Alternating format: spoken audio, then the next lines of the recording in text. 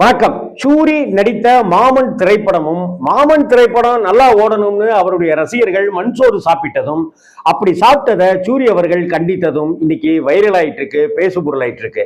இந்த நிலையில கவி பேரரசு வைரமுத்து சார் அவர்கள் தன்னுடைய எக்ஸ் வலைதளத்துல திரைக்கலைஞர் தம்பி சூரியை பாராட்டுகிறேன் அப்படின்னு ஒரு பதிவு பண்ணியிருக்காரு. தனது திரைப்பட வெற்றிக்காக மண்சோறு தின்ற ரசிகர்களை பகிரங்கமாக சாடியிருக்கிறார் வைரமுத்து. மண்ணிலிருந்து தானியம் வரும், தானியம் சோறாகும், ஆனால் மண்ணே சோறாக முடியாது.